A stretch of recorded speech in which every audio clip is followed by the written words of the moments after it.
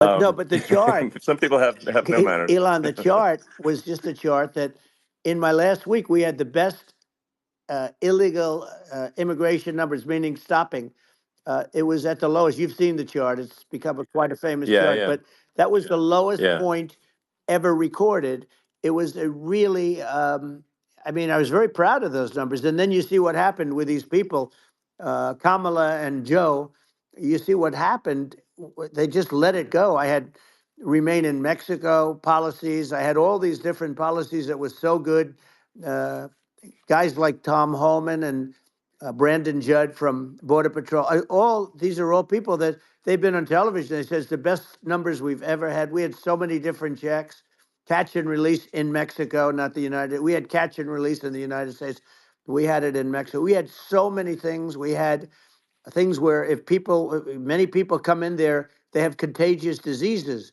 We had everything passed. If you have a contagious disease, I'm sorry, but we cannot allow you into the country. So we were setting Yeah, literally records, and I all I was doing is showing that, and I use it sometimes, sure. and in this case, I'm glad I used it. I can tell you that, but they were fantastic numbers. But I'm going to sleep with that chart always. I'll be sleeping with that chart. That chart was very important for a lot of reasons. Well, I mean, would it be accurate to say that you're supportive of legal immigration, um, but but we also need to shut down illegal immigration, and especially unvetted illegal Yes, immigration, because and that's not the same as saying that everyone who's an illegal immigrant is bad. In fact, I think most people who are illegal immigrants are actually good, but you can't tell the difference unless there's a solid vetting of who comes across the border. Does that accurately 100%. represent your position? I say it Okay. very simply. They have to come in legally. They have to be checked Yeah. because look, Kamala was the border czar. Now she's denying it. Everything that I do, she's Yeah. saying she was strong on the border. We're going to be strong. Well, she doesn't have to say it. She could close it up right now. They could do things right now. It's horrible. Uh, no tax on tips, and all of a sudden she's making a speech and there will be no tax on tips. I said that months ago. And by the way, they had just the opposite. You know, they had not only tax on tips, but they hired 88,000 IRS agents, and many of them were assigned to go get waitresses and caddies and all of this on tips. They have a policy. They had a policy that they were really going to go after you and were really harassing people horribly. And then all of a sudden, for politics, she says, she comes out with what I said, which I think is terrible, and I think it's also hitting them very hard.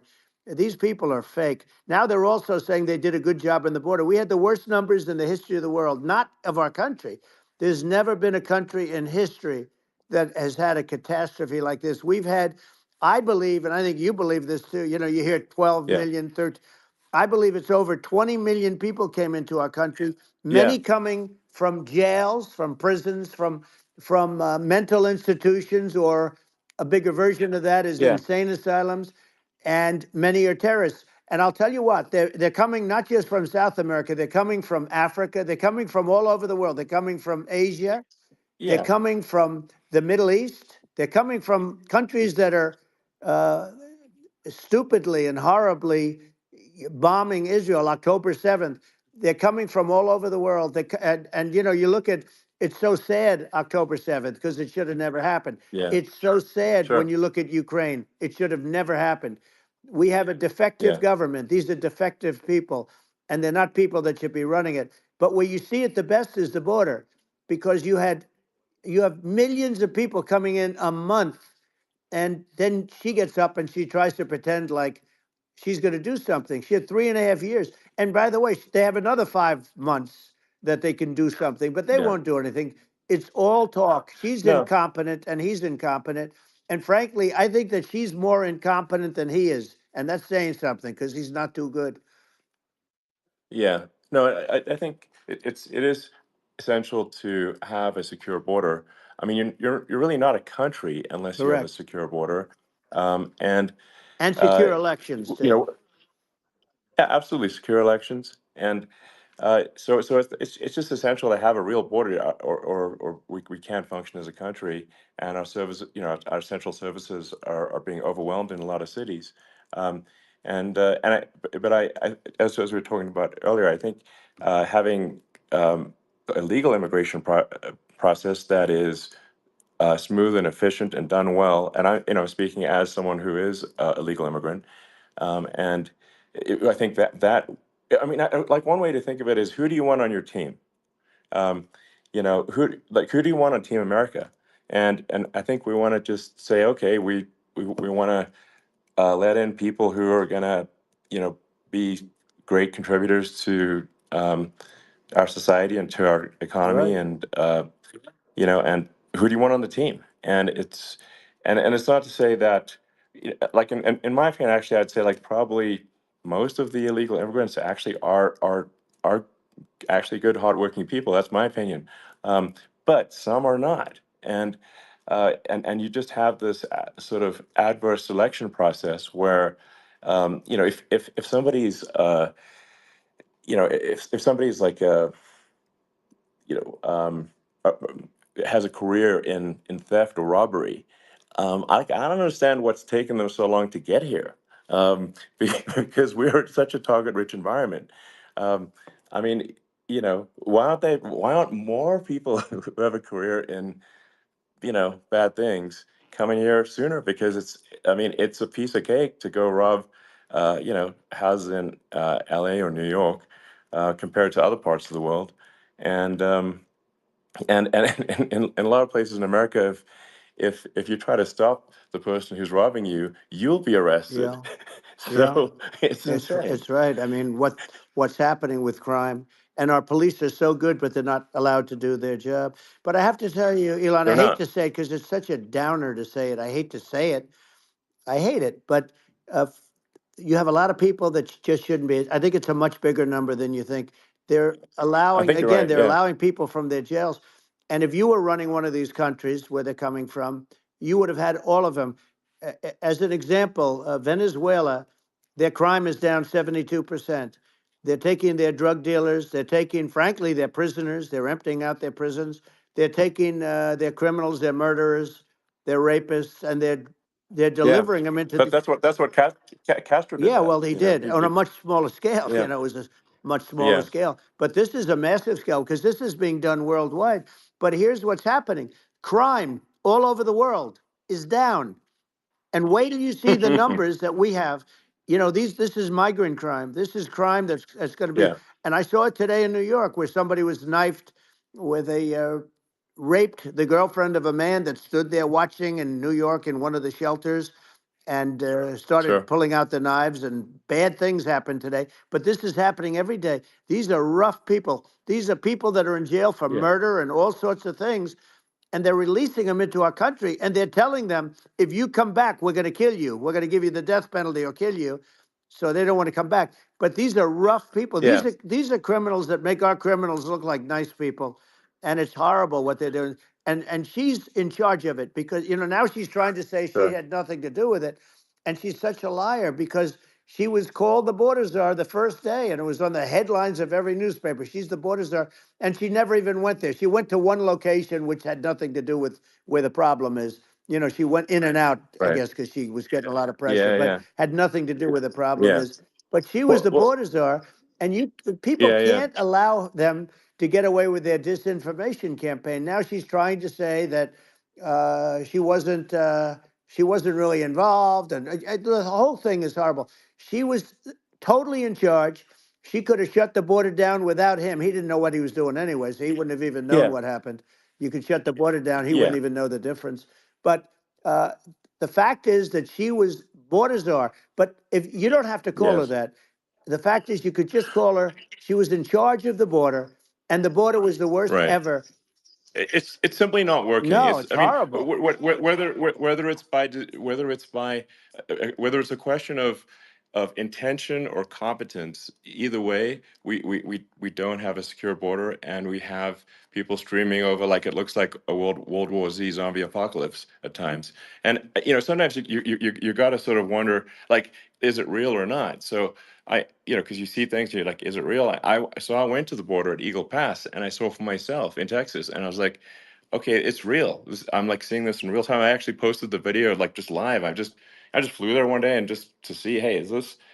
is this made up or real? And I'm just seeing people stream across the border, and I have to say, at least the people that I saw did not look friendly. So These are people people. can look at my video and say, hey, Yeah. does these people look friendly? I don't look super friendly. So, These are people that um, Elon would not be the same man if he had to walk across the street and look these people in the eye. These are rough people. These are really rough people coming across. And I know rough people. And these are people that we don't want in our country. And the caravans are coming in and they're putting and who's doing this are the heads of the countries. And you would be doing yeah, it, and so would I. And everyone would say, oh, what a terrible thing to say. The fact is, it's brilliant for them because they're taking all of their bad people, really bad people. And I hate to say this, the reason the numbers are much bigger than you would think is they're also taking their non-productive people. Now, these aren't people that will kill you.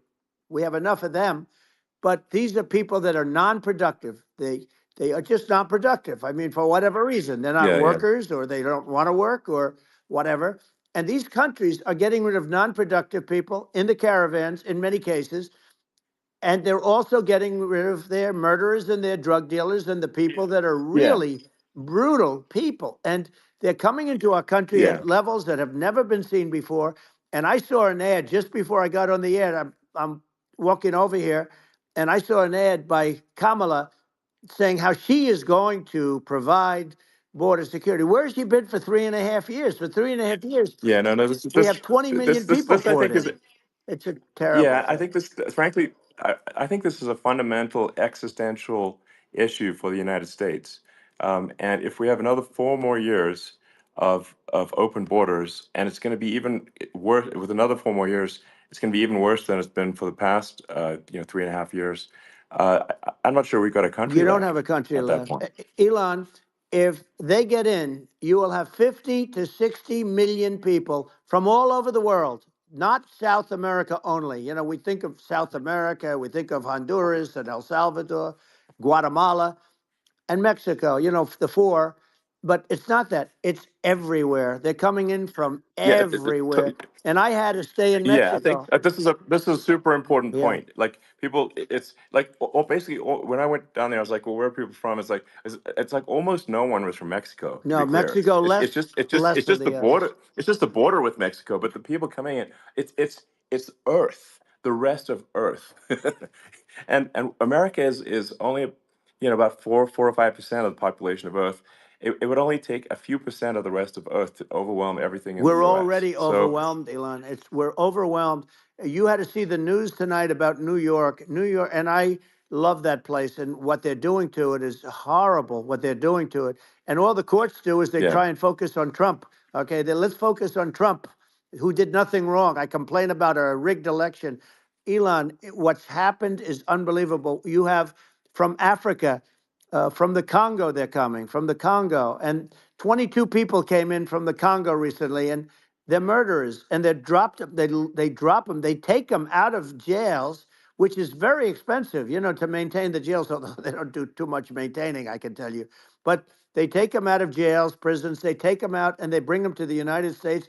They deposit them in the United States and say, "Don't ever come back, or you're going to be executed."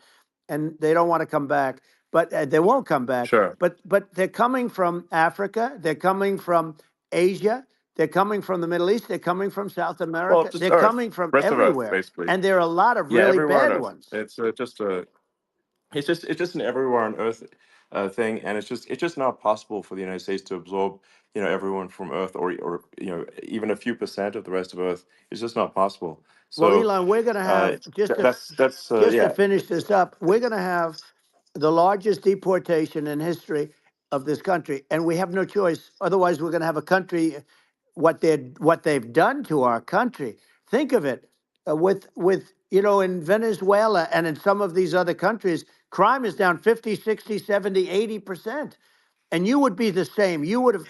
yeah, I'll yeah, tell you what, Venezuela has not gotten rid of all of them. They've gotten rid of about 70% of their really bad people. Their jails are about 50% uh, put into the United States.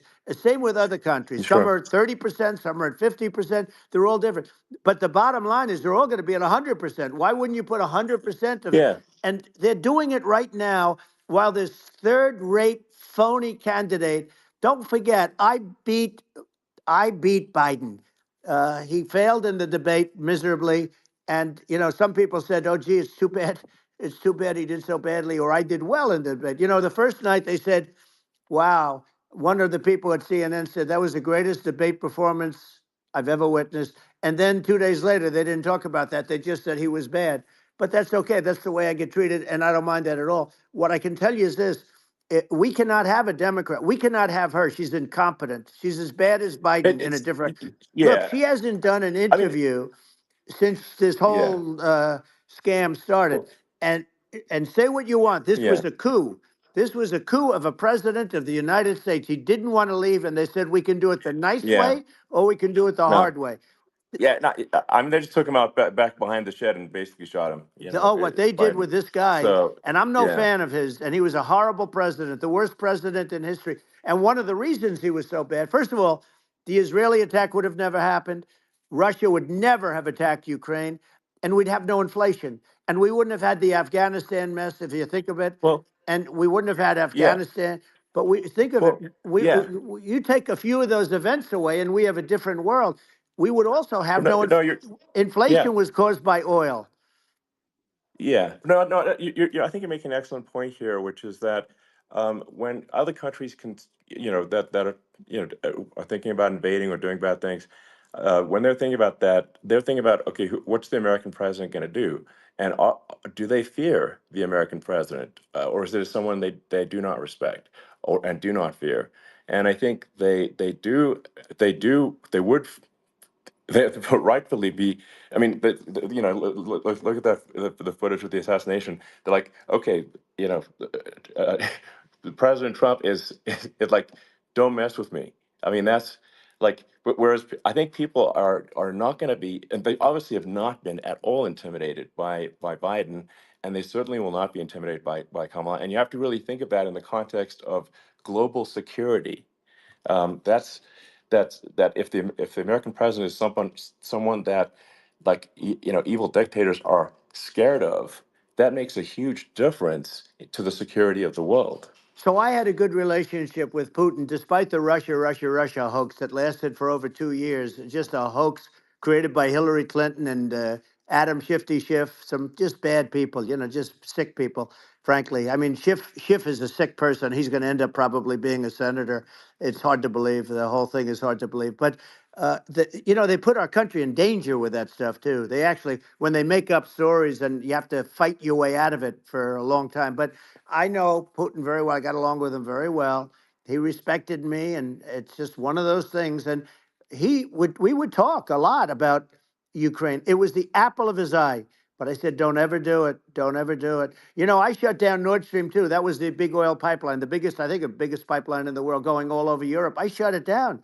Biden came, and then they say, Yeah, I loved Russia. I was a friend of Putin, and I loved Russia. No, he actually said to me one time, he said, if you're my friend, I'd hate to see you as an enemy. I shut down his pipeline, the biggest pipeline. They were looking at that to yeah, fund, and this pathetic president gets in there, and the first thing he did, one of the early things he did, is he shut down Keystone XL pipeline, which is our pipeline that would have employed 48,000 people, pipeline workers, shuts it down. That was, a massive job that Obama refused to allow. yeah, I allowed it in my first week because it was jobs and it moved oil. And by the way, in a much more environmentally friendly way. It's underground. It's not a truck that catches on fire or a train that catches on fire. But think of it. He shut down the uh, XL pipeline, the Keystone XL pipeline. He yeah. shuts that down and he approves the Russian pipeline, Yeah, it doesn't make any right? sense. It's like it's inconsistent. Certainly but I mean, I think it's just worth emphasizing to listeners that the immense importance of whether the United States president is intimidating or not intimidating, and how much that matters to global security, because there's some real tough characters out there, and if they don't think the American president is tough, they will do what they want to I do, know every one of and them. it puts the whole Yeah. world in danger. Elon, I know every one It's of a them, big and I know deal. them well. I know Yeah, Putin. I know President Xi. I know Kim Jong Un of North Korea. I know every one of them. And let me tell you, people will say, "Oh, this is terrible." He said, "I'm not saying anything good or bad. They're at the top of their game. They're tough. They're smart. They're vicious, and they're going to protect their country. Whether they love their country, they probably do. It's just a different form of love, but they're going to protect their country. But these are Yeah, tough people at the top of their game. And when they see a Kamala or when they see Biden, Sleepy Joe, they can't even yeah, believe it. They can't believe this happened. All the stuff that you're seeing now, all the horror that you look at Israel, they're all waiting for an attack from Iran. Iran would not be attacking, believe me.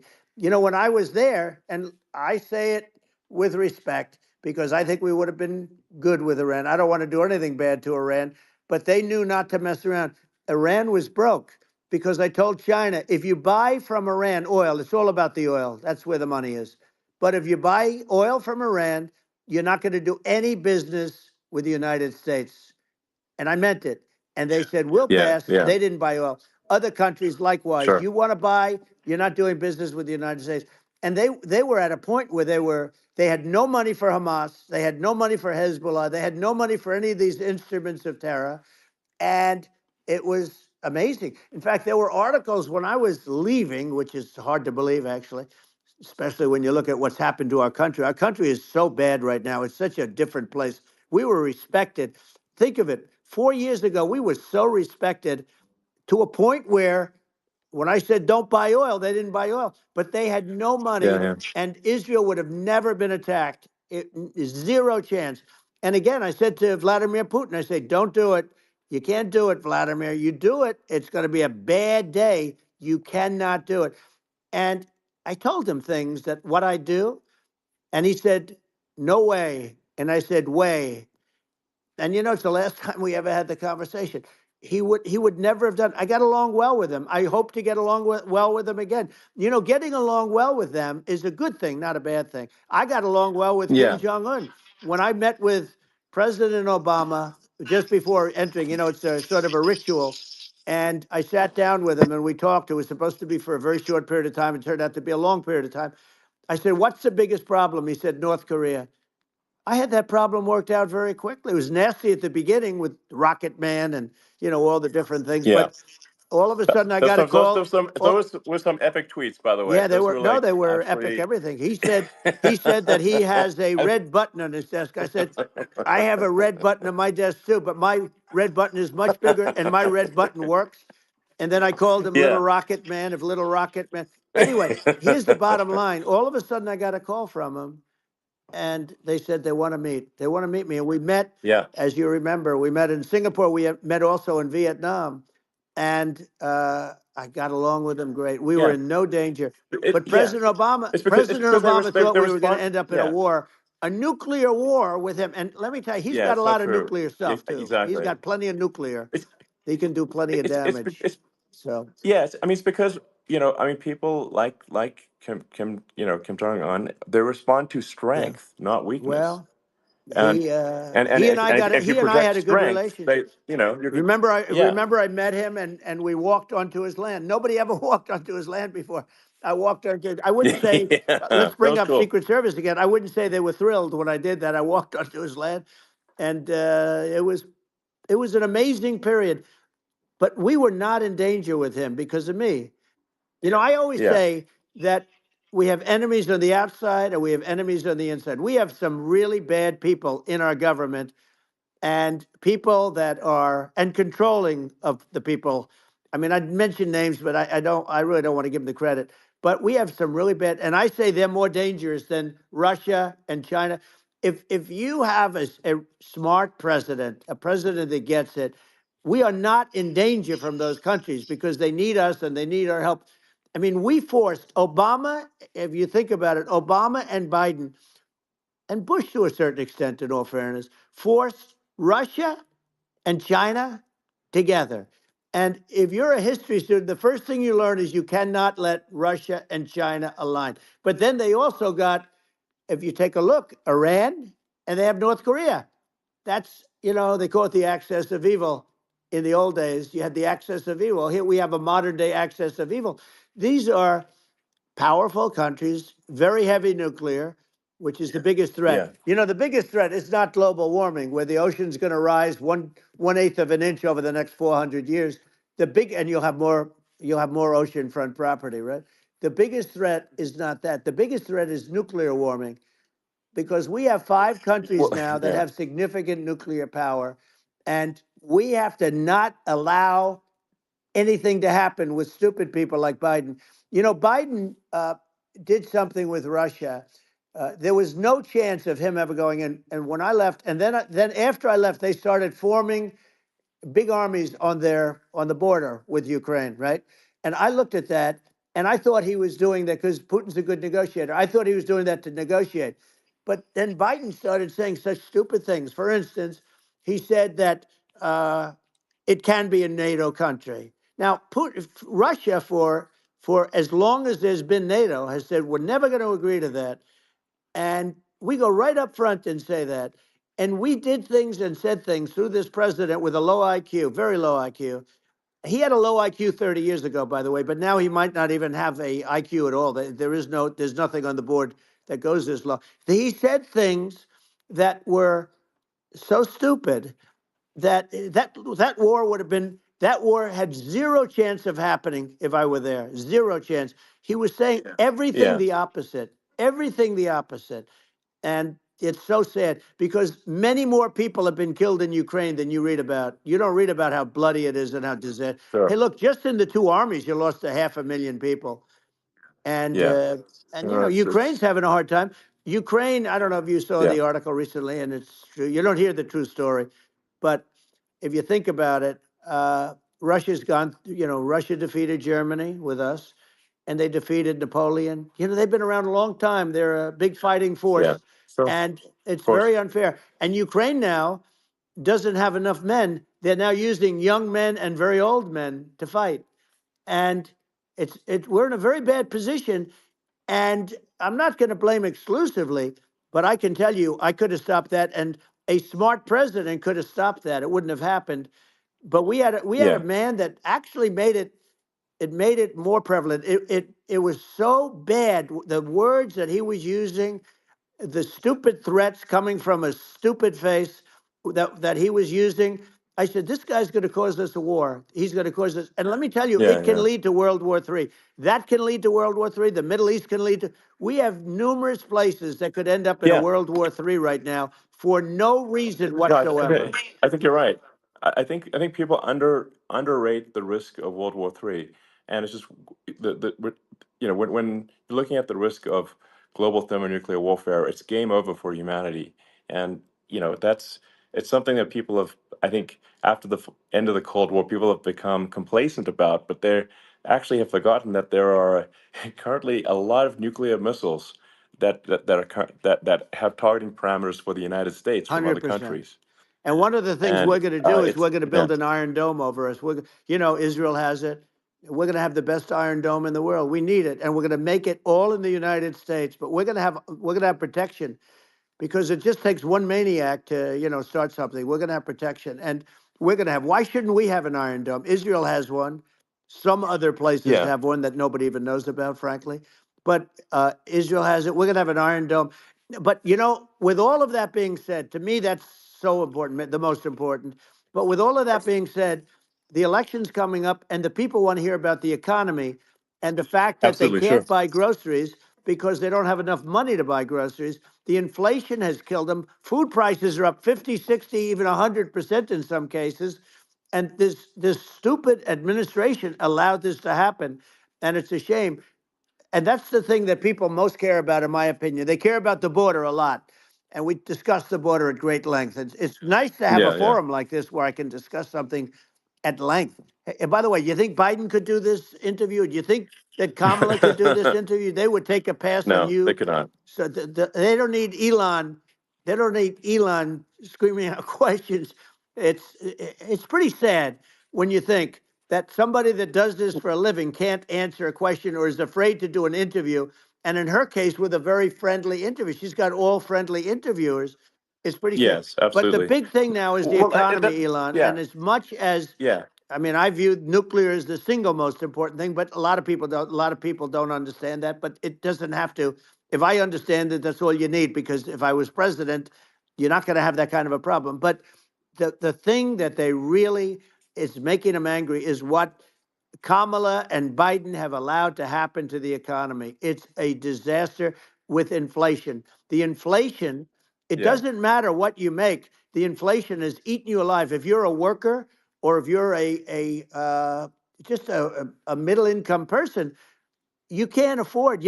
4 years ago, 5 years ago, people were saving a lot of money. Today, they're using Yeah. all their money and borrowing money just to live. It's a horrible thing Right. that's happening, and we'll end that Well, I think quickly. a lot of yeah, a lot of people just don't understand where inflation comes from. Inflation comes from government overspending because the checks never bounce when it's written by the government. So if the government spends far more than it brings in, that increases the money supply, and if the money supply increases faster than the rate of goods and services, That's right. that's inflation. Um, so really, we need to have we need to reduce our government spending, and we need to re-examine. I think we need like a government efficiency commission to say like, hey, where are we spending money that's sensible? Where is it not Right. sensible? And we need to live within our means. We're currently adding, I think, $1 trillion to the deficit every roughly Right. every 100 days. That's right. And the interest payments on the national debt have now exceed the defense budget. It's on the order of $1 trillion, It's interest. and it keeps Yeah, I growing. rebuilt our military, largely rebuilt our military, did a great job on it, which was so important. We had jets, we had fighters that were, and bombers that were 70 years old, and we did a great job in that. Then by the way, then we gave 85 billion of it back to Afghanistan, if you can believe it. We gave them 85 billion. They're one of the largest sellers Yeah, of military equipment in the world. They're selling what we gave them. That was one of the most embarrassing days in the history of our country. But if you think about, let's go back to the economy. We have to bring energy yeah, prices down. Energy started it. The price of gasoline. Now your cars don't require too much gasoline, so you have a good, and you do make a great product. I have to say, I have to be honest with you. thank That you. doesn't mean everybody should have an electric car, but these are minor details. But your product is incredible. But the Thank you. gasoline, Elon, is the cost of energy. Not only gasoline, it's the cost of heating your house and cooling your house. That has Sure. to come down.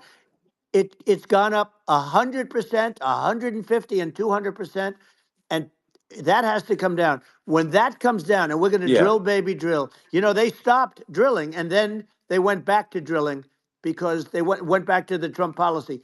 But if they won the day after they get into office, this country will go out of business because they're going to go to an energy policy that's not sustainable. Wind and different things.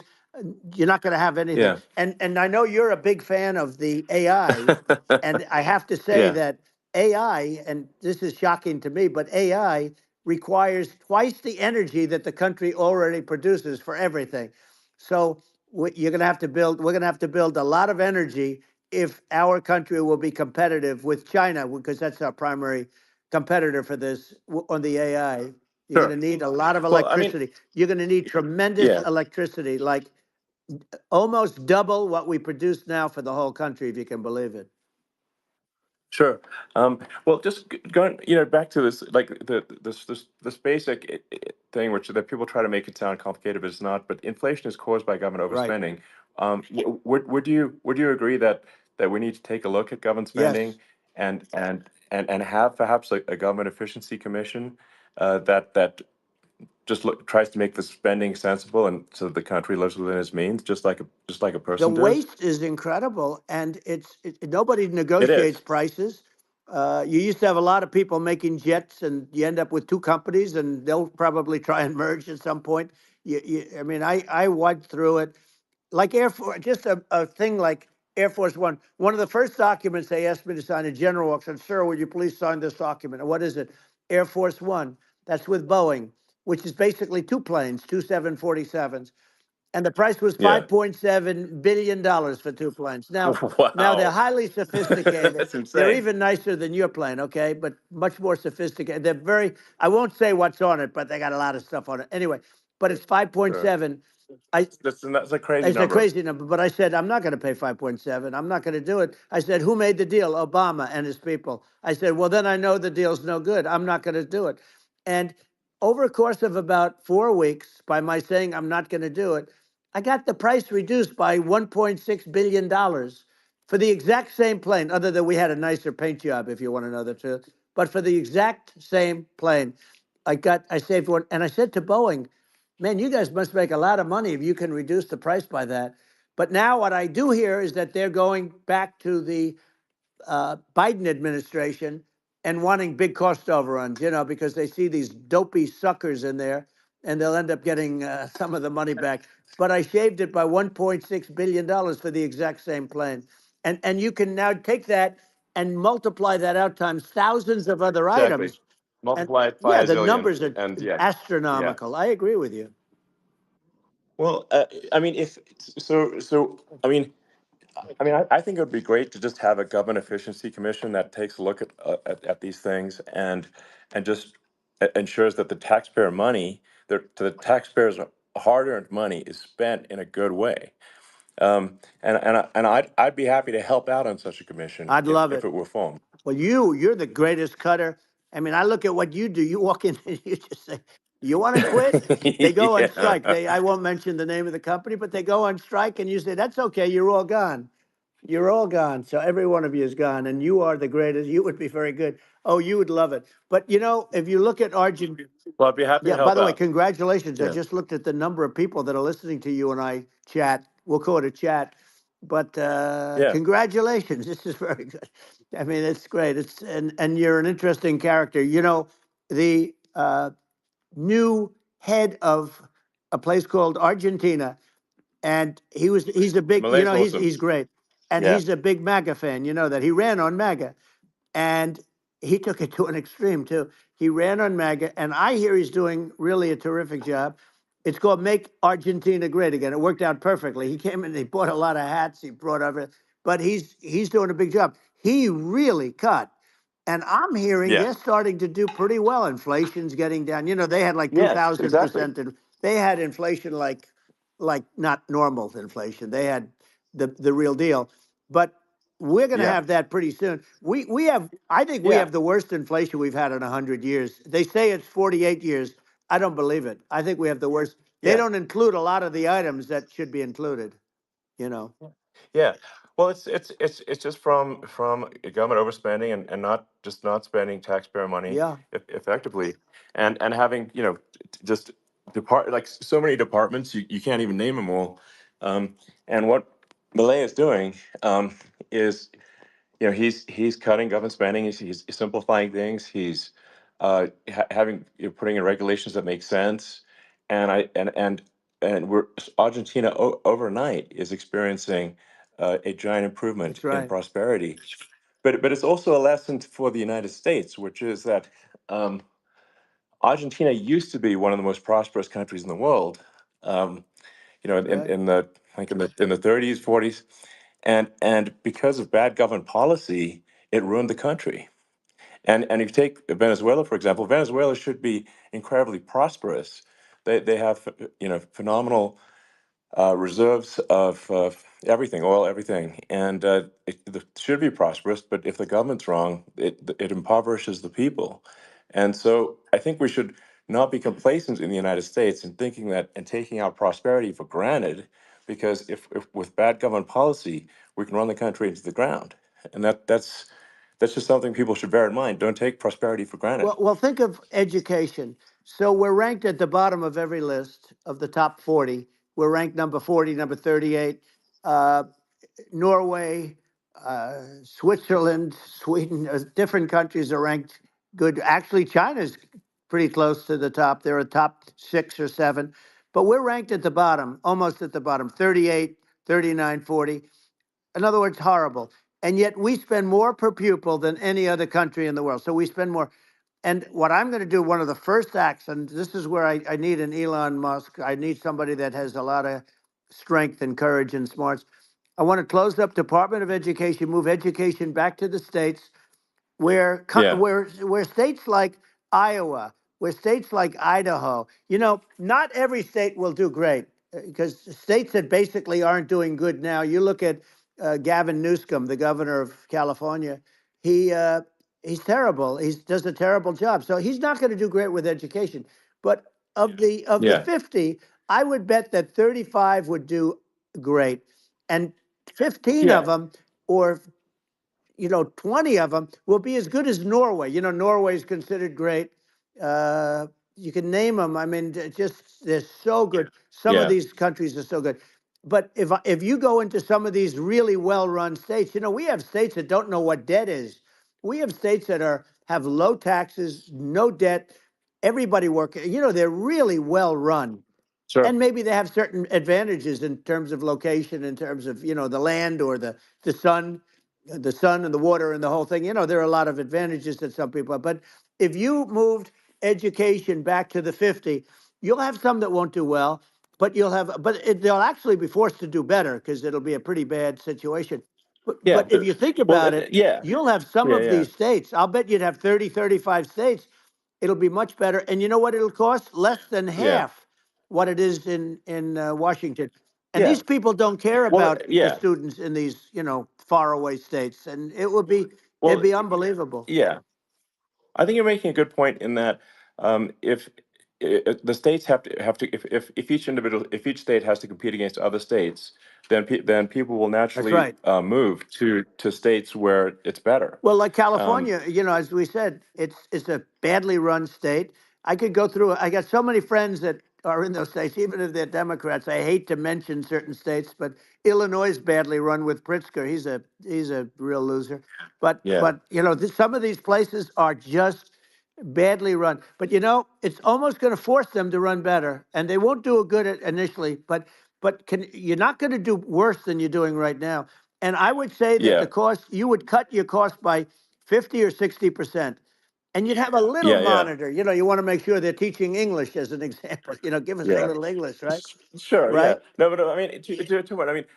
Some of these governors are doing so badly. I mean, they got so many people moving out of their state. They should get U-Haul Salesman of the Year award because they're driving so much U-Haul It's sales. actually It's just amazing. people moving out. Isn't it amazing to you as a businessman that they can even survive? Like Illinois, so many people are leaving, and you wonder, how do they survive? I mean, how do they survive? Uh, I saw where you left California and you moved to Texas. Texas does a great job. But, I Yeah, mean, I just wonder, how do these states survive when big businesses, a big oil company just left California, as you know, and they moved to Texas. How do these big states survive when they lose so many businesses and their taxes are already really high? The taxes are among the highest yeah. taxes. You almost wonder, how do they continue on? And in many cases, the governors don't do a good job, and they're crime-ridden places. You wonder, how do they continue to just go on? It's Well, not a good I think there's. situation.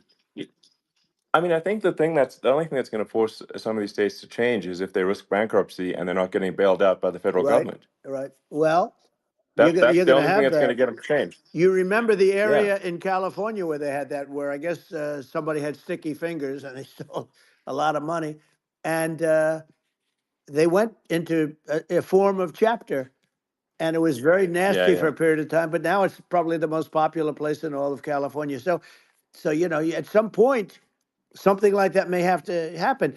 But the problem is, you can't penalize people that loan money to the state when you have incompetent people like a Pritzker. Look, the family didn't want him in the family business, and then he ends up being governor of Illinois. So what is he going to be? Is he going to be a great governor?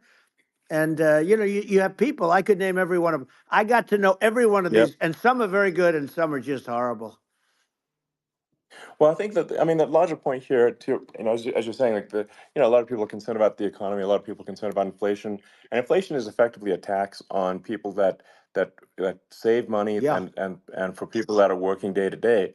It's just a form of taxation, and if we can solve the government spending problem, we'll solve the inflation problem, which means people will have a better standard of living, and yeah. that's a really big Well, the deal. people that got hurt Um, worst are the people that did it the way they were taught to do it all through, their younger life and their young life and their whole life. The people that saved money and then they got no interest on their money, and inflation destroyed them. And frankly, they were almost better off if they didn't do anything like that. I mean, those people have been absolutely decimated, and we're going to bring those people back and help those people. We've got to get the prices down. You know, when I look at bacon costing 4 or 5 times more than it did a few years ago, Sure. when you look at some of the food products in grocery stores, people go, they can't believe it. They used to be able to buy a whole cart, and today, you know, a lot of people just don't have the money. They go in and they can't buy anything. They look at Yeah. it's It's sticker I shock. think They it call it yeah. sticker shock, right? I think it really just comes, like I said, I think it just comes down to really, I guess, two things, which is that if you solve government overspending, you solve inflation, which improves living Right. standards of the average person, and then if you deregulate, like have sensible regulations, so because a lot of the regulations are nonsensical and cause the cost to be extreme for no reason, but unless you've got effective deregulation. Like Reagan did a great job on deregulation in the 80s, but it's been 40 years since we had That's right. anyone really. I mean, during your administration, we made some progress, but I think uh, there's an opportunity to make, I think, radical progress with sensible regulation. Yeah. And Well, if it was Elon, those two things, yeah, those are the big yeah, we deals. set a record. We did more deregulation and more restrictions on all of the different businesses than any other president. Remember, I had the rule for everyone we put in, you have to get rid of 10 or 12. And we did Yeah, radical cuts on all of that, and a lot of that's being put back by this administration. And we did radical cuts on things that weren't necessary. But we were all set. You know, we had the best economy ever, maybe in the world. And then what happened is COVID came in, and we had to focus on that, and nobody knew what it was. And I always say I got good marks on economy, good marks on military. We knocked out ISIS. We did so many different things. We rebuilt. But, you know, I never got the credit that we really deserved on what we did with COVID. We never got the credit. But if had that not happened, a gift from China, from Wuhan, came in from Wuhan, the Wuhan labs, and I always said it, and it turned out to be right. But yeah, had that not happened, we were set to start reducing debt. We were going to reduce taxes further. I gave the largest tax cuts, and we were going to reduce taxes still further for middle income people, not only businesses. But we did it for sure, businesses because they're the ones that's why we had the great job numbers. But we were set to really start reducing debt. And, you know, we're sitting on the biggest pile of liquid gold anywhere in the world, bigger than Saudi Arabia, bigger than Russia. And we were going to drill, and we were going to make so much money. We were going to supply Europe with oil. I had stopped the Russian pipeline, and we were going to supply them with oil and gas. We were going to make a fortune. And then the COVID came in, and we really had to divert. Then what happened is when they came in, you know, we kept a lot of businesses alive. If I didn't do what we did, we would have had a 1929 type depression. But the problem is when Biden came in, he got trillions of dollars and just started spending it stupidly. You didn't need it anymore. You know, we got over that bad period where everybody was dying and feeling, you know, it was just not a good period. Interestingly, you know, during his administration, many more people died during his administration of COVID than during my administration, and we really got the brunt of it. But people don't realize more people died during his administration than ours. But it diverted us from doing what I wanted to do. But we had the greatest for, you know, almost 3 years. We had the yeah, great, and you know that probably better than anybody. So many of your friends said to me, the best years we've ever had in business were during the Trump years, and also said that African American, Hispanic American were so incredible. They were having the best Asian American women, men, young people without a diploma, young people that graduated from the best colleges, from MIT, from the Wharton School, from all of the great colleges, Harvard. They were doing better, and people without a diploma were doing better, and everybody was happy. And then COVID came, and we sure. had the problem is they spent trillions and trillions of dollars. They wasted. They shouldn't have taken any money, and we wouldn't be having inflation right now, which is killing our country. Yeah, yeah. Yeah, absolutely. And I mean, I should probably say something about like, maybe my views on, climate change Yeah, and oil and gas, because I mean, I think they're probably different from what most people would assume.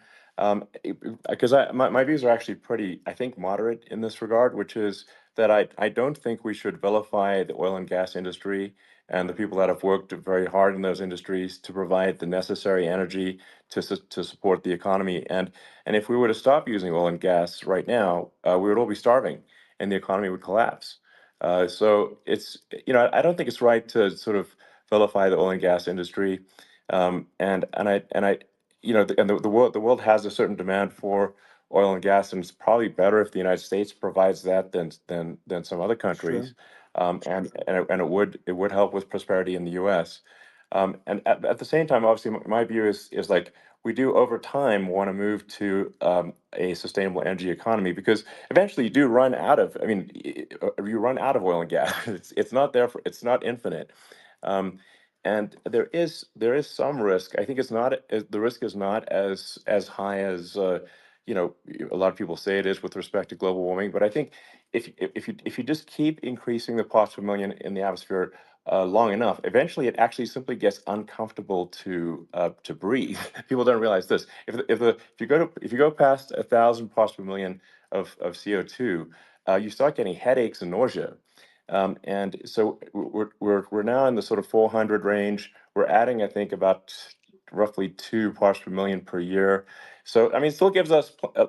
So what it means is like we still have quite a bit of time, but so there's not like we don't need to rush and we don't need to like stop farmers from farming or you know uh, prevent people from having steaks or Right, basic stuff like right. that. Like you can leave the farmers alone, I agree. in How my opinion. crazy is that where I mean, you have farmers that are not allowed to farm anymore and have to get rid of their cattle and the whole world is yeah, a that's little silly. crazy, but it's largely taken its lead from us. I just say though, I've heard in terms of the fossil fuel, because even to create your electric car and create the electricity needed for the electric car. Fossil fuel is what really creates that at the generating plants. And, so you sort of can't get away from it at this moment. I mean, someday you might be able to, but I do hear we have anywhere from 100 to 500 years left. Much of it hasn't even been found yet. Yeah, But there are tremendous, like Anwar. I got Anwar in Alaska approved. Ronald Reagan couldn't do it. Nobody could do it. Everybody tried. Nobody could do it. I got it approved. The first thing that Biden did was unimprove it, to get rid of it. He ended yeah, it. His uh, his secretary went in and she ended it. And what a disgrace. That's Anwar. That's bigger, or they think it could be bigger than Saudi Arabia in Alaska. Could be bigger than Saudi Arabia. But they went in and they terminated it. And I'll get it going very quickly because not only is it big for Alaska, I mean, you talk about economic development, that for the United States, I mean, that is, they say bigger than Saudi Arabia or the same size, and pure, yeah. really good stuff. And, they end it. So I think we have, perhaps hundreds of years left. Nobody really knows. But during I that yeah. during that I mean, time, my something will estimate. come around that will be Yeah, very good. yeah. Yeah.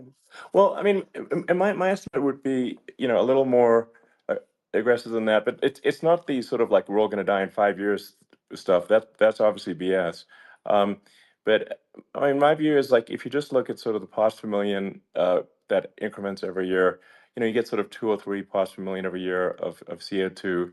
Uh, y- I mean, I think some of that it's problematic if it accelerates if you start going from two or Right. three to say five, and then there may be some situations where you get just a step change increase in the CO2, Hmm. um, and I think we don't want to get too close to 1,000 ppm because like that's actually makes it uncomfortable to breathe. Like just existing in 1,000 ppm CO2 is uncomfortable. That's like that's considered like an industrial hazard. Right. Just so so it's that's actually you start getting headaches and stuff. So it's even without global warming, it's not comfortable to live. So you don't want to get too close to that.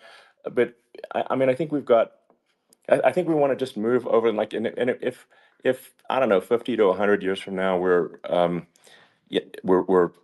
I don't know, mostly sustainable, I think that'll probably be okay. Um, so it's not like the house is on fire immediately, but I think it is something we need to move towards. And on on balance, it's probably better to move there faster than slower. But like I said, without vilifying the oil and gas industry, and without causing hardship in the short term. I think this can be done without, people can still have, a stake, and they can still drive gasoline Sure. cars, and it's okay. It's like, it's not. I don't think we should vilify people for it, but I think we should just generally lean in the direction of sustainability. And I actually think solar is going to be a majority of Earth's energy generation in the future, and it's certainly trending that way. Mm-hmm. And so you get the solar power, combine that with batteries, so because obviously the sun doesn't shine at night, and then you use that to charge the electric cars, and you have a long-term sustainable solution. And that's what Tesla's trying to move things towards, and I think we've made a lot of progress in that regard. But when you look at our cars, we don't believe that environmentalism, that caring about the environment should mean that you have to suffer. So we make sure that our cars are beautiful, that they drive well, that they're fast, they're sexy. I mean, they're cool. In fact, literally, I made this sexy joke: Model S, Model 3, Model X, and Y spells out sexy. It's probably the most expensive joke out there.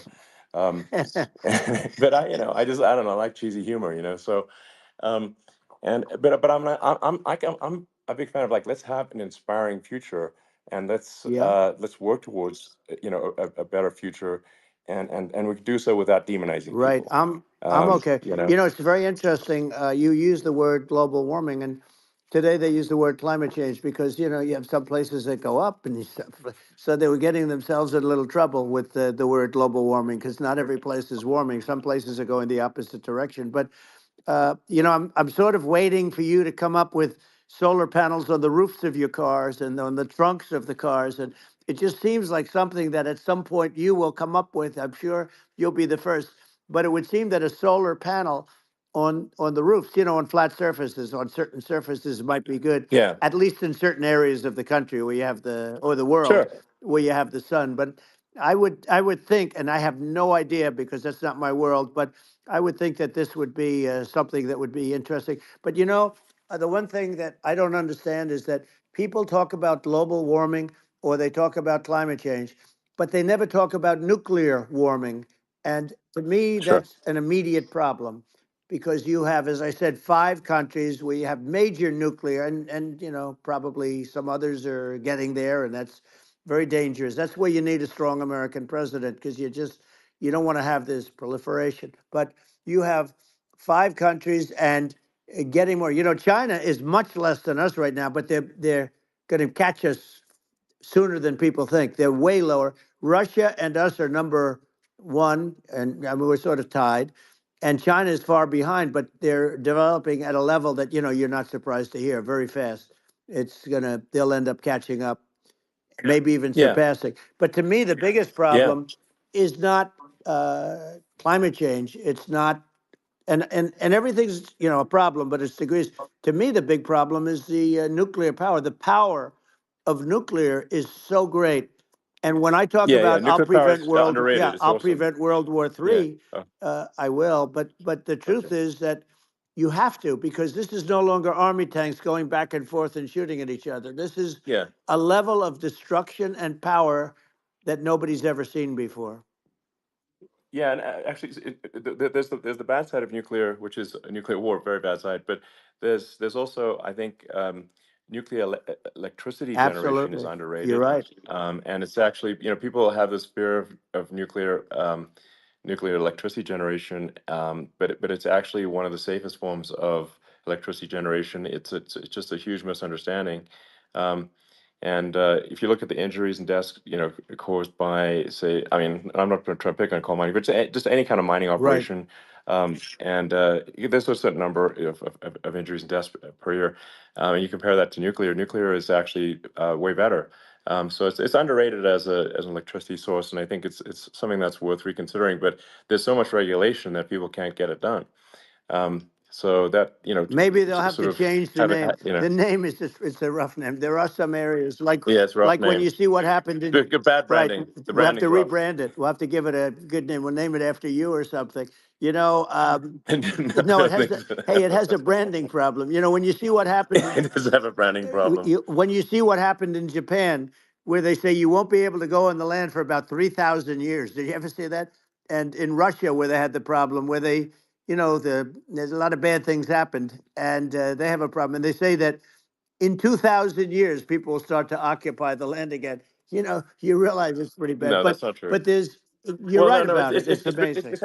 it's actually not that bad. So like after Fukushima happened in Japan, like people were asking me in California, are we worried about like a nuclear cloud coming from Japan? I'm like, no, that's crazy. It's actually it's not even dangerous in Fukushima. I actually flew there and ate locally grown vegetables on TV to prove it. Um, and and I donated a solar water treatment, yeah, a solar powered system for a water treatment plant, and Yeah, but you haven't because the been danger feeling is so just well lately, and I'm worried about no, it. no, but I mean, I'm it's just only kidding. it's fine, It's like Hiroshima and Nagasaki were bombed, but now they're like full cities again. So it's Right. it's Well, that's clearly great. not That's great. something that That's um, great. so it's not as scary as people think, basically. But Yeah. um, let's see. I mean, are there some other topics we should touch on? Oh, like lawfare. I think Well, we need to be eh, concerned about. what they've done to Um, this country. obviously, Yeah. yeah. Well, we just won the big I mean, case in Florida. This was a Biden administration did something that's never been done in this country, and that's go after their political opponent, me, with this nonsense and just nonsense. And the big case in Florida we won, but they always pick a judge and a jury, and they use the local DAs, they use the local uh, attorney generals like Fani, Fani, spelled yeah, Fani, Fani, and it's yeah, all a big hoax, and it's all run from there. Like in Manhattan, the one of the top people from the Justice Department went in, ran Manhattan, ran the state. The Letitia James deal was run by a person from the Department of Justice, Biden. They've never done this before, sure, and they set up a very bad precedent. It's called lawfare, warfare.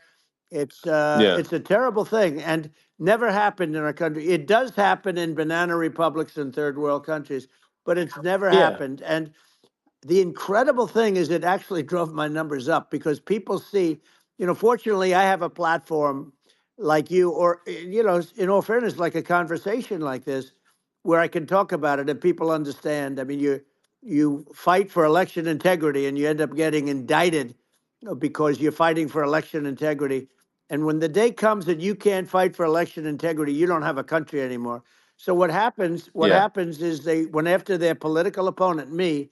Now Biden's, close to vegetable stage, in my opinion. Okay, I looked at him today on the beach, and I said, why would anybody allow him? The guy could barely walk. Why would anybody allow him? Does yeah, he have a political advisor that thinks this looks good? He thinks this looks good because it looks so bad, and it's ridiculous. I mean, and he's been doing right, that right, for a long time. He can't lift the chair. The chair weighs about 3 ounces. It's meant for children and old people to lift, and he can't yeah. lift it. The whole thing is Well, crazy. he's clearly not, I mean, he's clearly like we just don't have a president right You now. don't That's have a just obviously the president, and case. she's going to be worse than him Um, because she is a San Francisco liberal who destroyed San Francisco, and then as Attorney General, she destroyed California. You talk about location, and we're talking about the sun and the water and all.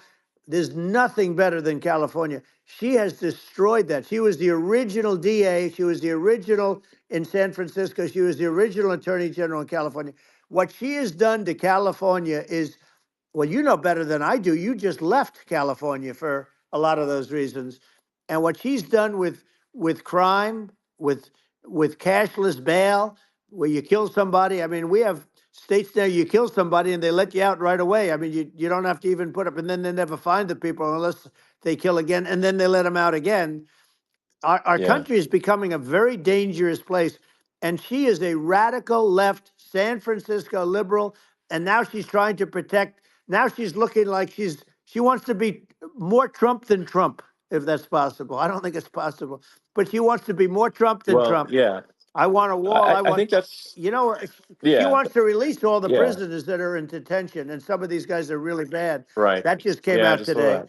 She wants. She Yeah, doesn't want to build the wall, even though the walls work. Walls and wheels. You know, in your business, everything you do is obsolete. Almost, well, not the tunnels, but everything is obsolete. Even your rocket ships. They're like a month later, they're obsolete. You find a better way to.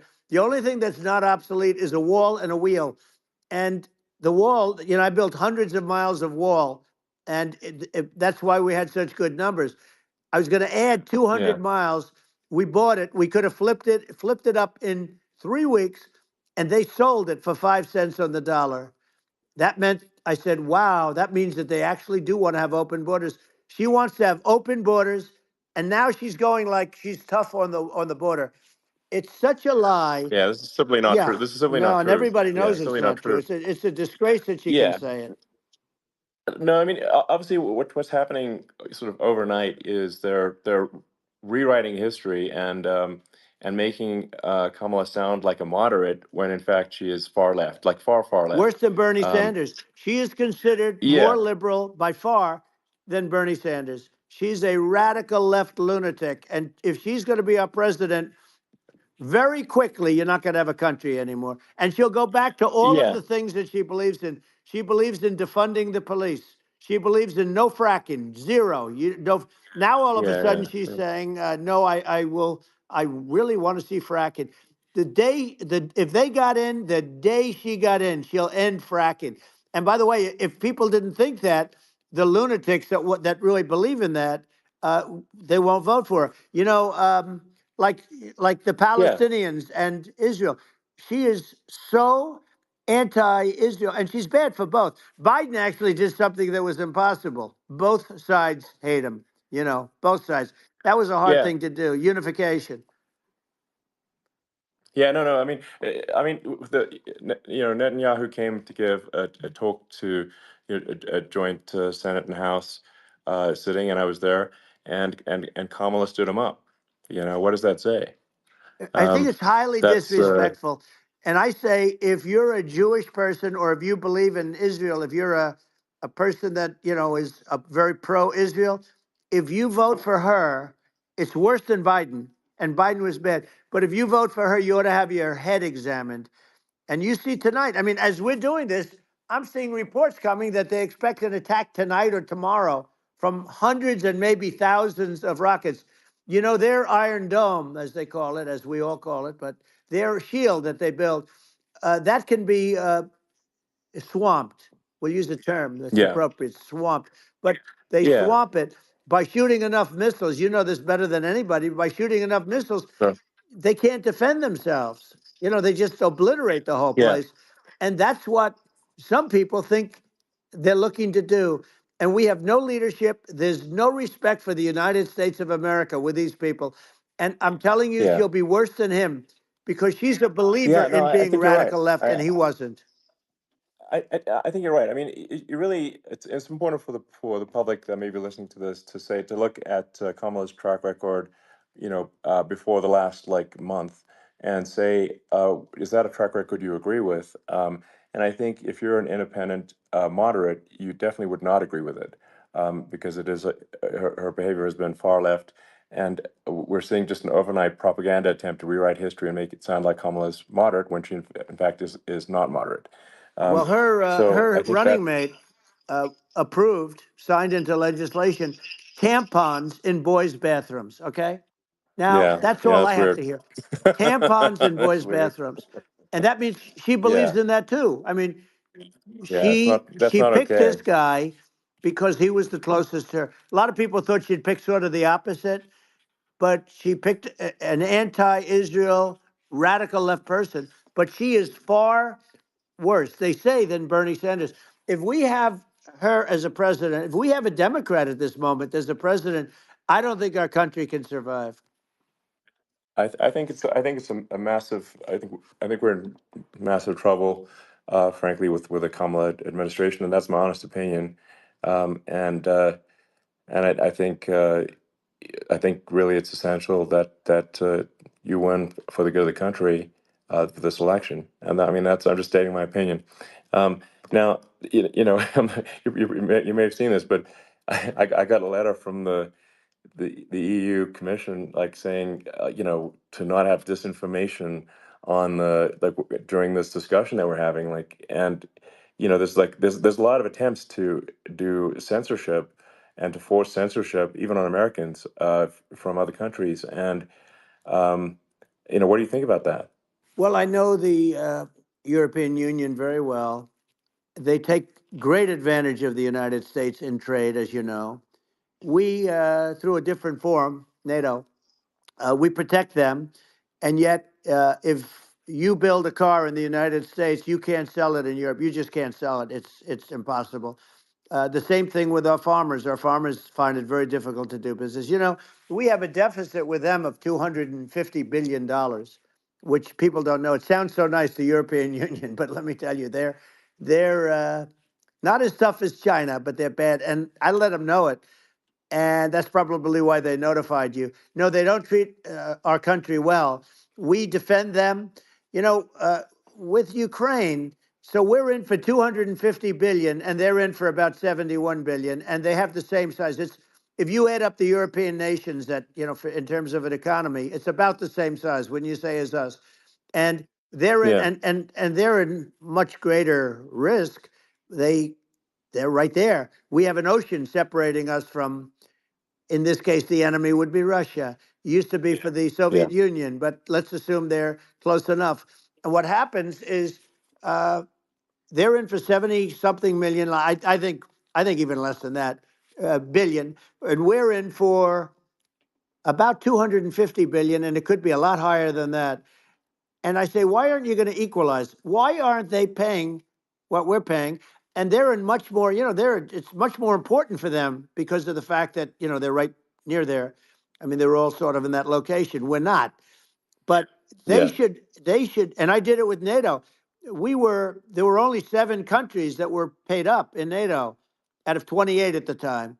And the United States yeah, was yeah, the United States was subsidizing NATO, tremendously subsidizing NATO. And I said, I went yeah, in and I said, you yeah, got to pay up. If you don't pay up, we're not going to defend you any longer. I took a lot of heat, but you know what happened? Billions and billions of dollars came flowing in, and yeah. I think a lot of the public isn't aware of the fact that the United States pays a disproportionate share of the NATO expenses, and then we get even though taken advantage of on trade. So think yeah, about it. well, I mean, the point of NATO is defending Europe, and it's it's like, then okay, well, why is the United States paying disproportionately more to defend Europe than Europe? That doesn't make sense. That's unfair, and that is an appropriate thing to address. Well, Um, when you talk about so cost cutting and savings and everything else, I mean, honestly, look, there's nobody that feels worse about the Ukraine situation than I do because I know it would have never happened. I know Zelensky. He was very honorable to me because when they went with the Russia hoax and they said I had a phone call with him, he said it was a perfect phone call. It was a great phone call. He could have grandstanded and, said, oh, he was very threatening. He said, no, it was a very nice phone call. I called him up to congratulate him on his win, and you end up getting impeached because these people are yeah, yeah, lunatics. I was talking about the difference from the people within and the enemies on the outside. In many cases, the people from within are more dangerous for our country than the Russias and the Chinas. If you have a smart president, you're not going to have a problem with them. You're going to do things. yeah, Now, they've taken advantage yeah, of us absolutely. incredibly, but you're going to do things with the right person.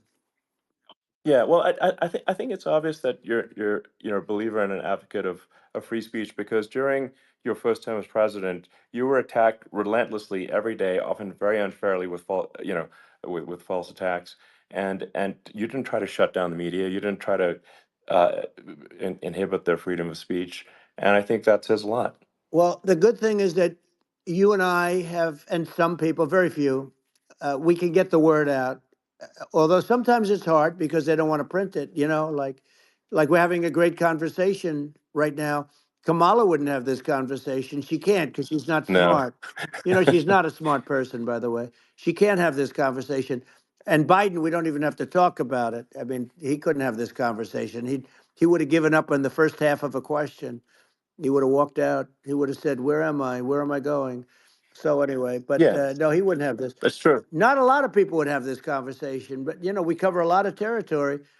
But the beauty is that we can have a conversation, and Yes, you can I'm actually able have a to get it out conversation. without because I get treated unfairly This by is the a really press. big point. You can actually have a conversation with you, Yeah, it's nice, isn't it? and you can't have a conversation with Biden or Kamala. It's like not it's not possible. That's true. Um, It's so this is like talking to an NPC. So no. it's just Well, impossible. but think of it. We need a man or person who's unbelievably sharp in order to stop all the nuclear danger and all the dangers that I'm talking about.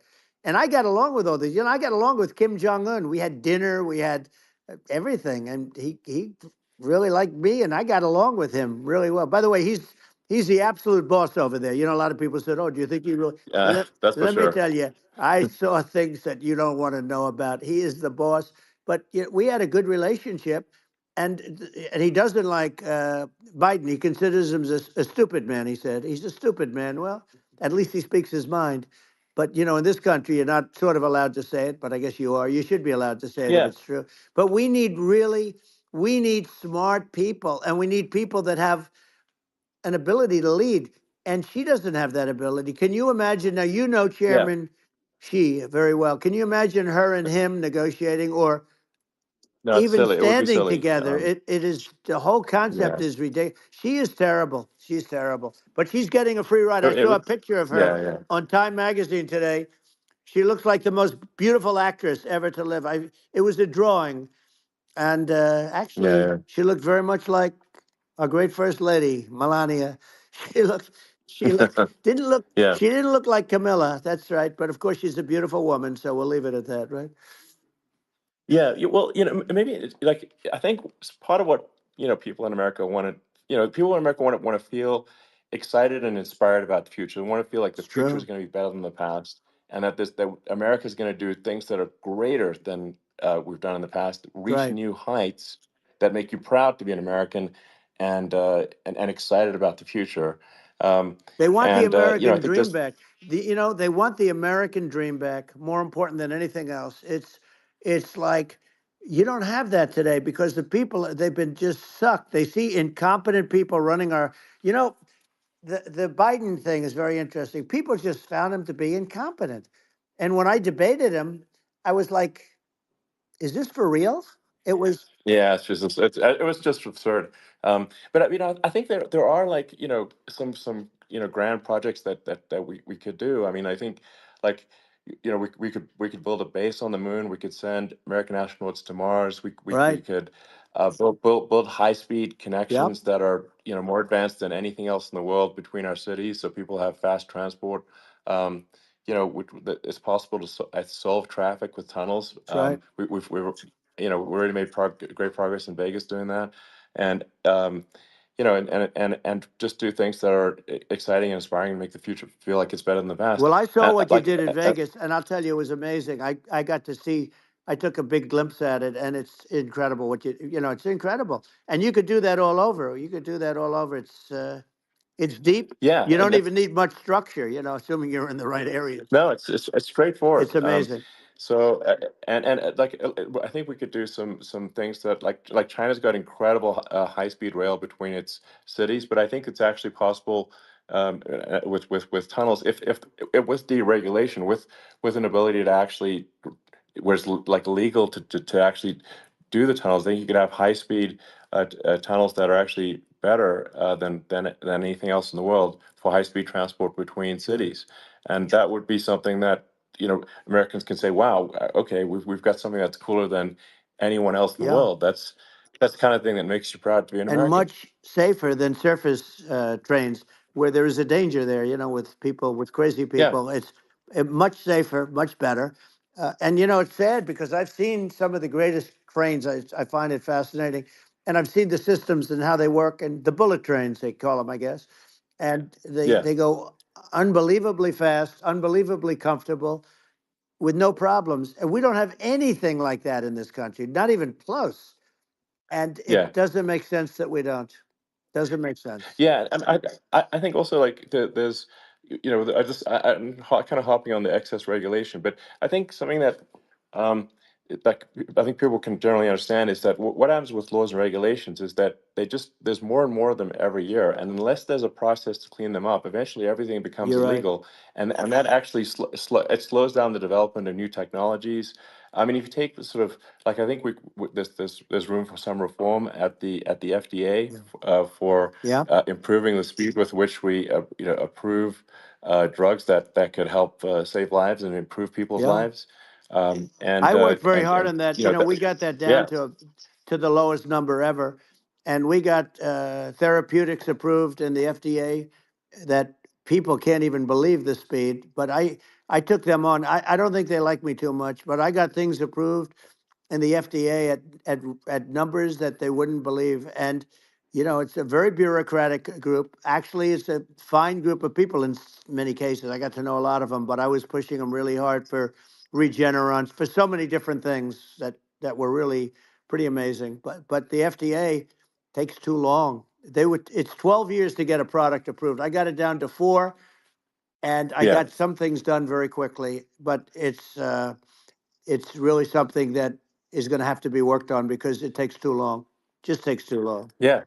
It just takes too long, and it's you end up in the same with the approval, but it's just it takes years instead of something that I think could potentially take Yeah, months, that improves people's lives. I yeah, think but I just wanted to sort of hop on this point that like there has to be an active process for reducing rules and regulations, because otherwise they just keep building up every year, and yep, you get like hardening of the arteries, and eventually everything's illegal, or takes forever, and then we just we just ossify as a society. Uh, we can't make any yeah. progress, and that's it's a really big Well, deal. Elon, just So getting back to the FDA for 1 second, I got something done called Right to Try.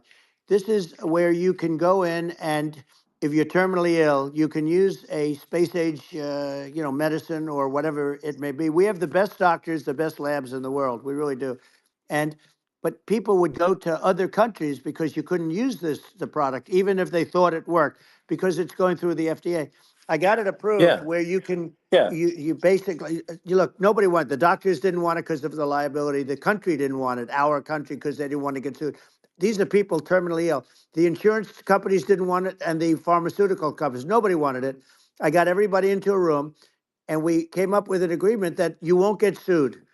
And also, they didn't want it on their record. If somebody's terminally ill and they die after taking a drug, they didn't want that on their record. So we set a separate list. If somebody was, so it wouldn't count as a negative. yeah, Okay. And as you know, we got it yeah, done. We have saved Right to Try. They've been trying to get this done for 58 yeah, years. And it sounds simple, but it wasn't because, I mean, the insurance companies, nobody wanted it, but we got it done. sure, Somebody signs, you sign a document that you're not going to sue the insurance companies, the country, you're not going to sue anybody.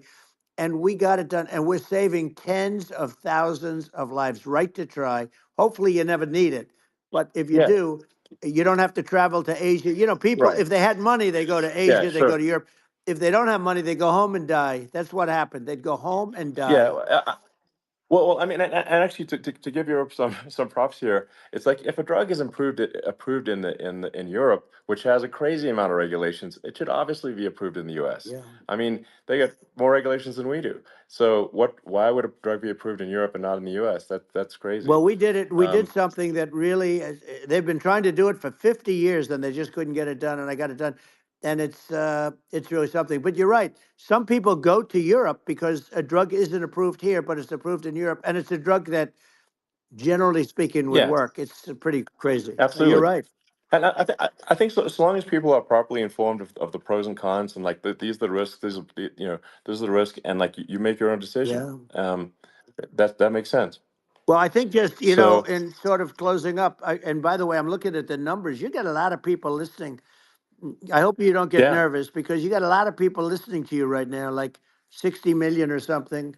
What is that number? It's crazy. It's amazing how you can see that right away. How many? What is the number? Wow. What is it?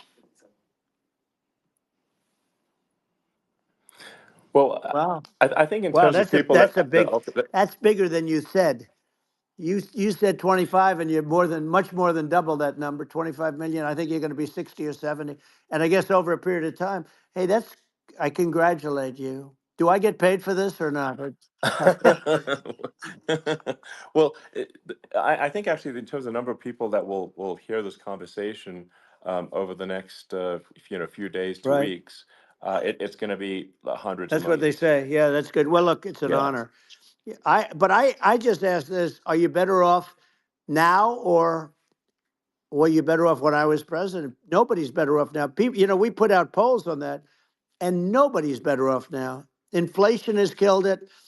And they also feel very unsafe. You look at what's going on with a lot of different things. You look at the riots we had at the Yeah. colleges over, I mean, it's ridiculous, but Right. all of the riots, they just feel unsafe.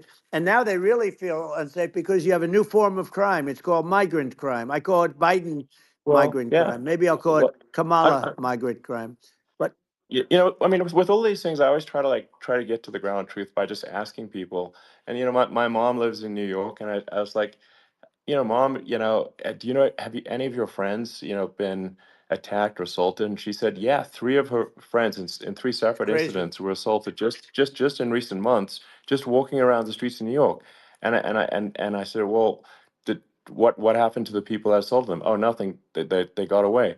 Like, and they just They know that always get away. nothing's going. And they don't even bother reporting it because there's not. They know that they're not going to, people are not going to get prosecuted.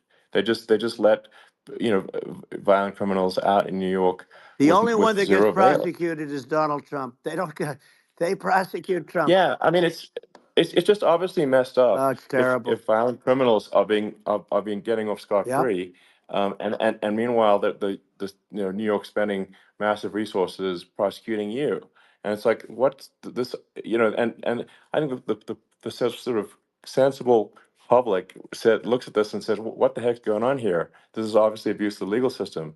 Um, the legal system is supposed to be protecting the That's right. public from violent criminals, and it should be obviously allowing the public to make their own decision about who should be president, as opposed to, some legal case. Once they start this precedent, because this can go on with the next one. I mean, this is a very bad precedent what they're doing in terms of, going after their political opponent. And that's all it is. It's going after their political opponent. Yeah. And then you get a judge who's, a strong Democrat. And I'm being nice when I say that, in many cases, crooked as hell. But you get a judge and you go into an area where a Republican gets 3 or 4% of the vote, and you'll have a jury pool Yeah. with people that hate Republicans or hate. It could Sure. also be the other way, though, Of course. because it could start the other way in areas where they hate Exactly. Democrats, and you get into a Yep. Pandora's box. It's a very dangerous thing for this country, and a very dangerous thing even for the state.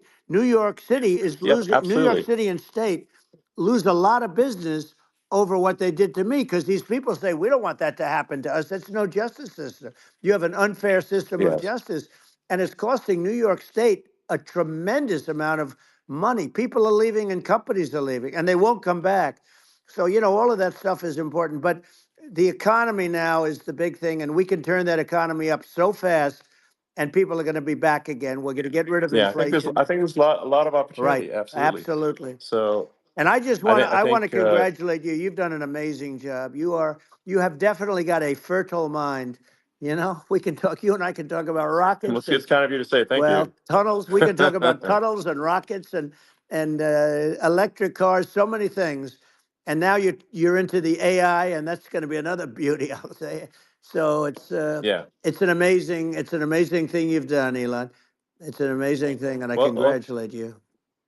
I mean, thank you. And well, I mean, I just say here, here's to an exciting, inspiring future that people can look forward to and be optimistic and excited about what happens next. And that's the kind of future that I think you will bring as president, and that's why I endorse you. Well, I appreciate that. That endorsement meant a lot to me. Not all endorsements mean that much, to be honest. Your endorsement meant a lot. And, we have a phrase, make America great again. It's pretty simple, but it really says that we want to make America great again. And we can do it. We can do it now. But if we were going to suffer another 4 years like we've suffered for the last 4 years, I'm not sure the country can ever come back. That's how bad it is. It's so bad. We have to I do a think lot I of think that's a things. very real Yeah, risk. it's a big That's a risk. very real risk. Yeah. And it's, I'd just like to note to people listening, like I've not been very political before, and if you look at my record, I've actually been. I'm not like some, so they try to paint me as like a far right guy, which is absurd because I'm like making electric vehicles and solar and batteries, helping with the environment, and uh and I actually I supported Obama. I stood in line for 6 hours to shake Obama's hand when he was running for president, and so it's not like I'm like some sort of dyed in the wool long term Republican. I call myself uh, historically a moderate Democrat, but now I feel like we're really at a critical juncture for the country, and uh, I think a lot of people thought the Biden administration would be a moderate administration, but it's not, and obviously we're just going to see an even further left uh, administration with Kamala. That's my honest opinion. I mean, her dad is literally. I mean, she was brought up as an actual. Her dad is a Marxist economist. You can Google it. I mean, it's not a. We're not making this up. That's how she was brought up. So. And we want to have a future that is prosperous, and I think we're just at this critical juncture, and I think this is a case of the America is going to at a fork in the road, It's true. and I think it will take if the path to, like you are the path to prosperity, and I think Kamala is the opposite. Then that's my honest opinion. I'm gonna get attacked like crazy, and I've also experienced quite a bit of lawfare myself. And but I'm just trying to tell people my honest opinion, and I haven't been really active in politics before, and I'm just trying to point out that my track record historically has been moderate, if not moderate, slightly left, and so this is to people out there who are in the moderate camp to say I think you should support um, Donald Trump for president. And I think it's actually a very important junction in the road, and we're in deep trouble if it goes the other way. Well, I want to thank you. And, I actually always did think of you as somewhat left. I must say that. So it's uh, it's Yeah. even more of an Well, that's honor to have yeah. your endorsement. I know how strong you feel about it.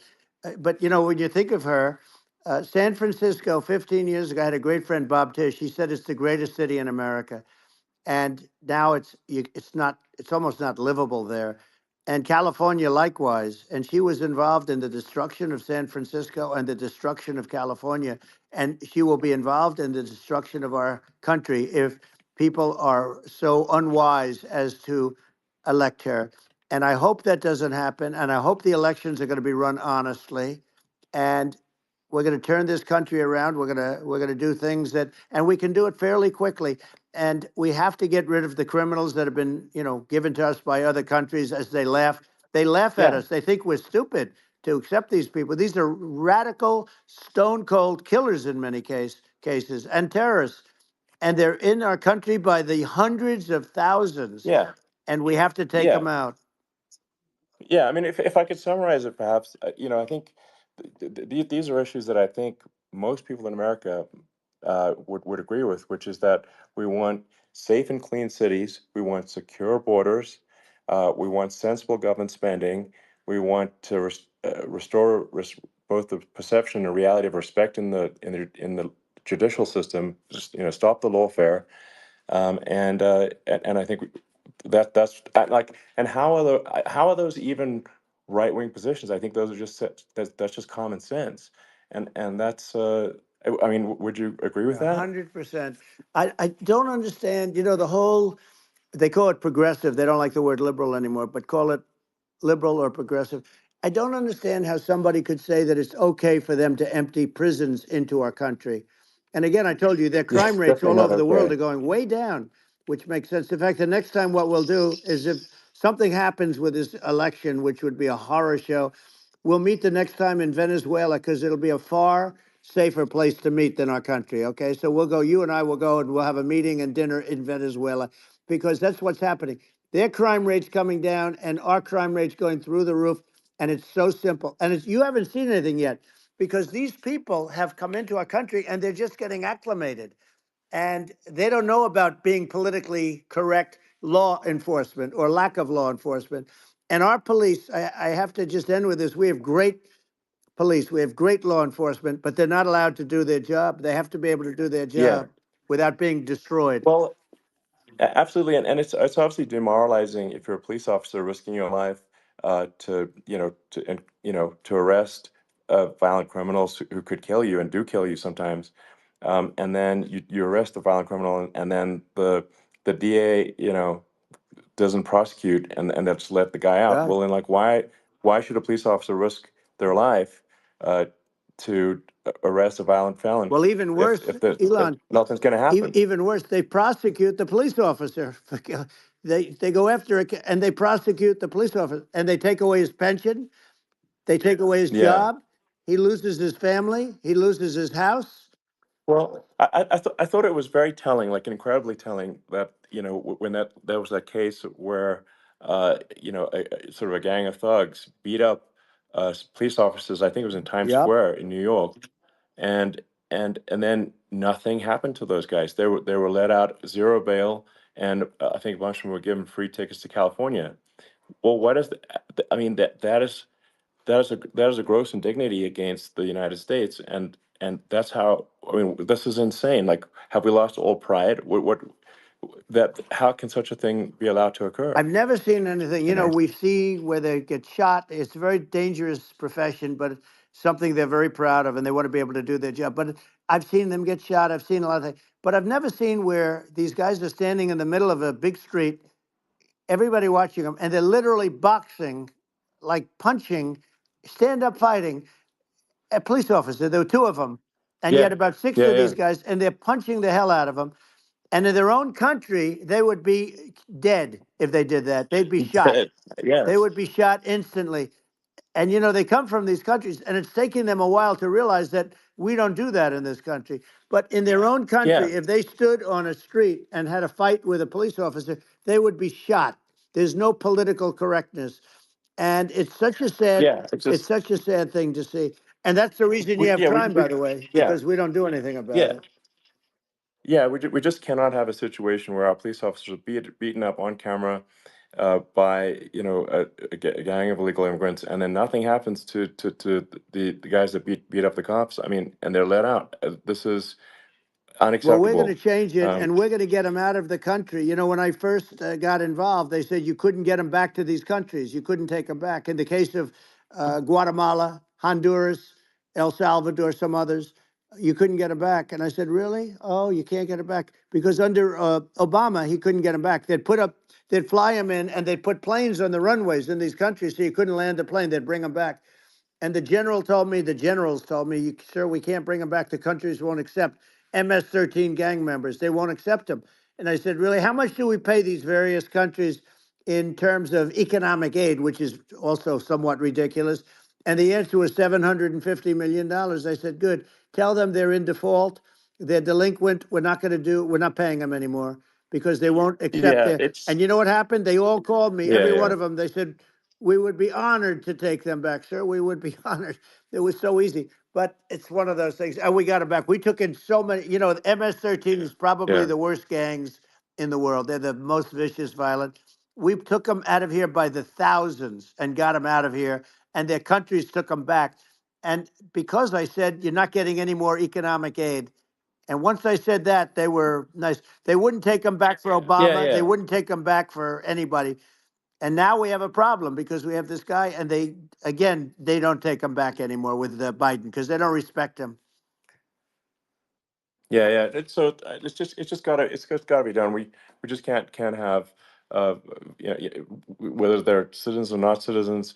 We can't have, because they won't prosecute citizens either. Not just illegals. So that if you can't have violent, repeat violent offenders that are not that don't get That's incarcerated, right. because they will obviously, by definition, continue to hurt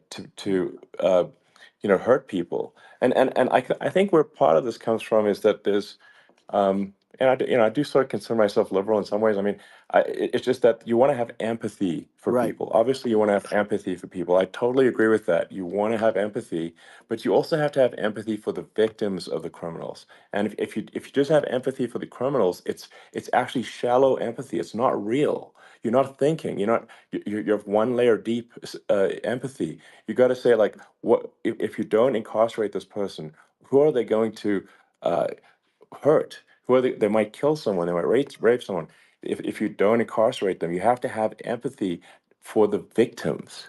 And there's a lack of empathy for the victims of the criminals and too much empathy for the criminals. It doesn't make sense. That's why you want to have deep empathy for society as a whole, not shallow empathy for That's right. criminals. And we have to give our police officers the dignity and the respect that they deserve.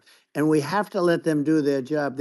They can do a great job, but we have to let them do their job. And if we don't do that, it's going to all disappear. There's never been a society like this where you're allowed to do anything you want and nothing happens. And I'm talking about violent crime.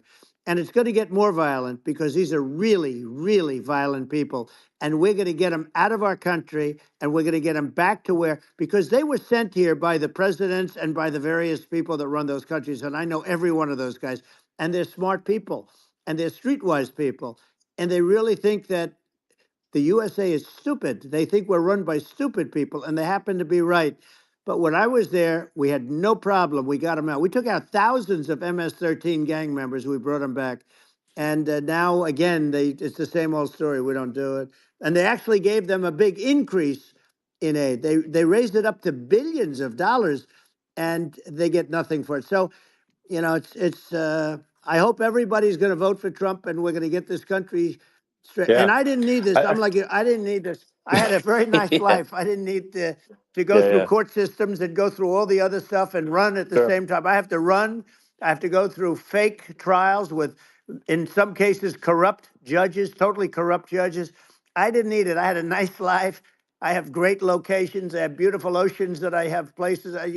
This was, but I felt it was important. And if I had to do it over again, you probably think I'm crazy for doing it, actually. But if I had to do it over again, I would have done it over again, because this is so much more important than me or my life. We're going to save this country. This country is going down. And these people are bad people that we're running against, and they're liars. They make statements. They do things that are so bad. They say they're going to make a strong border. They say they've been great on the border, and they've been the worst in history. They say they're Yeah, going to it's stop horrible. Like crime, the and facts speak for themselves. The it's so facts incredible. speak for themselves. Like it's gotten to the point where people just don't even bother reporting crime in a lot of That's cities right. because they know nothing is going to happen. Um, that's what I hear anecdotally from people all the time. So it's just my values. I'm just saying to people out there, like the things I think are important for the future is like we've got to have safe cities, we've got to have secure borders, we've got to have sensible spending, and we've got to have deregulation, and Right. so we can have a prosperous future. And then we want to have some exciting, sort of moonshot projects that people can get fired up about. And that's the future I'm looking for. And I'm pro environment, but I'm not against. I'm not like I don't think we should vilify the oil and gas industry because they're keeping civilization going right now, and but I do think we want to move at a reasonable speed towards a sustainable energy economy. Those are my values, and I think um, and so I mean that's uh, why I'm supporting you for president. Well, I So appreciate it. We're going to give incentive to companies to come into our country, not to leave our country. We're going to be giving tremendous incentives. We want companies to build here, not to build in other locations. And we want to create jobs. And again, it's about the American dream. You don't hear about the American dream anymore, Elon. You don't hear, you're the American dream in the truest sense, but you don't hear about the American dream anymore. And you're going to hear about it. People, they need that incentive to go out yeah. and do it, and they're going to love their lives. I mean, they're going to look forward to getting up in the morning and going to a job that they love, not a job that they can't stand, or not any job at all where they have no money, where they Yeah. literally have no money, and then they end up with violence and lots of other problems. No, we're Yeah. gonna do some great things. And I learned a lot in the first. We had a great economy and all of that. We rebuilt the military. We did so much, but I also learned the best people. I learned the good people, the smart people, the dumb people, the people that can do things. The people, you learn. When I first came in, I tell people I was in Washington D.C. only 17 times, according to the fake news media. I was in 17 times. I never stayed over, and you don't know people. You rely on other people to give you names, and then you realize the people you relied on weren't so good. Now we had great people, but we also had some where I wouldn't have, used them had I known. Now I Yeah. know everybody, and I think we're going to really turn things around fast. We have no choice, otherwise we're not going to have a country. And I really appreciate this. Has been to me, it's been a lot of fun being with you. You're an amazing guy. You've done an incredible job and a great inspiration to people.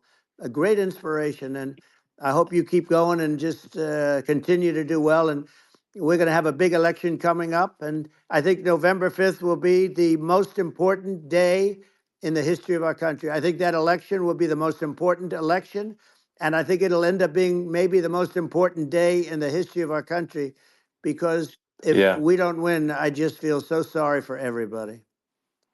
No, I think we're at a fork in the road of destiny of civilization, and and I think we need to take the right path, and I think you're the right path. So I think Well, that's what it comes down to. thank you very much, Elon. It's a great honor, and we'll do it again sometime. And it's been really fun, and I hope you got a lot of viewers. I hear you got a lot, but I hope you Sure. got Yeah.